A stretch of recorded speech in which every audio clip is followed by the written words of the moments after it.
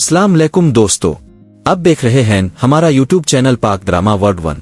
अगर आप पाकिस्तानी ड्रामों के दिलचस्प सीन्स और कहानी के अहम मोड़ सबसे पहले देखना चाहते हैं तो अभी हमारे चैनल को सब्सक्राइब करें और बेल आइकन जरूर दबाएं ताकि हमारी हर नई वीडियो की इत्तला फौरन आप तक पहुंच सके। आज की इस वीडियो में हम आपके लिए ड्रामे के एक निहायत जज्बाती और सनसनीखेज सीन की मुकम्मल कहानी लेकर आए हैं, जहां गलत फहमियों, दुख और मजबूरियों के दरमियान किरदारों की जिंदगी एक नए मोड़ पर आ खड़ी होती है। तो आइए जानते हैं इस दिलचस्प सीन में आगे क्या होता है। खुदा की कसम, अगर मुझे ये हिदायत ना मिली होती कि फौरन बद्दुआ नहीं देनी चाहिए तो मैं जरूर आपको बद्दुआ देती कि अब भी एक जिंदा लाश की तरह जिंदगी गुजारी। मुझे पूरा यकीन है कि आप एक ज़हनी मरीज बन चुके हैं और इस जमाने के लोगों ने ही आपको इस हाल तक पहुंचाया है, मगर इसका सारा गुस्सा और बदला अब सिर्फ मुझ पर निकाल रहे हैं। बताइए, क्या आप खाना खाएंगे या इसे यूं ही ठंडा होने देंगे? अगर आपको खाना नहीं खाना होता तो पहले ही बता दिया करे, क्योंकि इस तरह ज़ाय होने से बेहतर है कि ये किसी के काम आ जाए। फिर वो पूछती है कि नफीसा कहाँ है। जवाब मिलता है कि अब आपको नफीसा से क्या काम है, अब तो इसे बुरी तरह जलील करके यहाँ से निकला चुके हैं, क्या अभी भी कुछ बाकी रह गया है? अब कहते हैं कि इसे बुलाओ, मगर सामने से जवाब आता है कि अब वो को वापस आएगी। क्या वो आपके झूठे इल्जामात अपने सर लेने आएगी या आपकी तौहीन आमेज बातें बर्दाश्त करने के लिए? अब सफाई देते हैं कि इस वक्त अब बहुत परेशान थे, मगर जवाब में कहा जाता है कि आपको हमेशा सिर्फ अपनी परेशानी नजर आती है, कभी अपने नफीसा की आंखों में झांक कर देखा है कि वो किस कदर मुश्किल में है। 6 माह से इसका शौहर माजूर पड़ा है, इसके घर में फाके हो रहे हैं और इसका इकलौता 8 साला बेटा नोमी 2 दिन से लाता है। वो दिन रात इसे तलाश कर रही है और इसे ये भी मालूम नहीं कि वो जिंदा है या नहीं। उन तमाम मुश्किलात के बावजूद वो अपनी नौकरी बचाने और अब की अना को मुतमईन करने के लिए यहाँ मुआफी मांगने आई थी, मगर अपने इसे बेइज्जत करके दरवाजे से बाहर निकाल दिया। अब वो क्यों वापस आएगी? अब बेहतर है खाना खाए और आराम करे। वो मजीद कहती है कि मुझ पर चाहे कितना ही जुल्म हो जाए, मगर मैं ज़हनी मरीज नहीं बनी। मैं पूरे यकीन से कह सकती हूँ कि मेरा दुख आपके दुख से कहीं ज्यादा बड़ा है।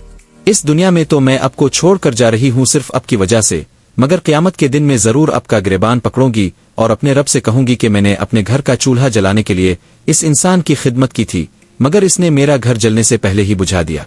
ये कहकर वो गुस्से और दुख के आलम में नौकरी छोड़ने का ऐलान कर देती है और कहती है कि ऐसी नौकरी को मैं ठोकर मारती हूँ। इसके जाने के बाद नवाजुद्दीन को शिद्दत से एहसास होता है कि इससे बहुत बड़ी गलती हो गई है। वो अफसोस करते हुए कहता है कि इसने इस मासूम लड़की के चेहरे में छपी मासूमियत को क्यों ना पहचाना। वो फैसला करता है कि इसे वापस बुलाना होगा और अपनी गलती का अजाला करना होगा। दूसरी तरफ नफीसा को कुछ तसल्ली इस वक्त मिलती है जब बताया जाता है कि सूफी साहिब ने मुराकबा के बाद कहा है कि नोमी जहां भी है महफूज हाथों में है और बहुत जल्द अपने घर वापस आ जाएगा। नफीसा बताती है कि महबूब ने भी किसी बुजुर्ग से इस्तिखारा करवाया है और इसके मुताबिक भी नोमी खैरियत से है और जल्द लूट आएगा। ये सुनकर नफीसा को कुछ हौसला मिलता है और वो कहती है कि अल्लाह हमें आजमाइशों से जरूर गुजार रहा है, मगर मेरा दिल कहता है कि ये मुश्किल वक्त जल्द खत्म हो जाएगा। बस एक बार नोमी वापस आ जाए और हमारे घर का चूल्हा दोबारा जलने लगे तो मुझे दुनिया में किसी और चीज की जरूरत नहीं। इसी दौरान पूछा जाता है कि घर का खर्च चलाने के लिए तुम नौकरी तो कर रही हो? नफीसा बताती है कि इसने वो नौकरी छोड़ दी है। ये सुनकर सब हैरान होते हैं तो वो कहती है कि मैं क्या करती।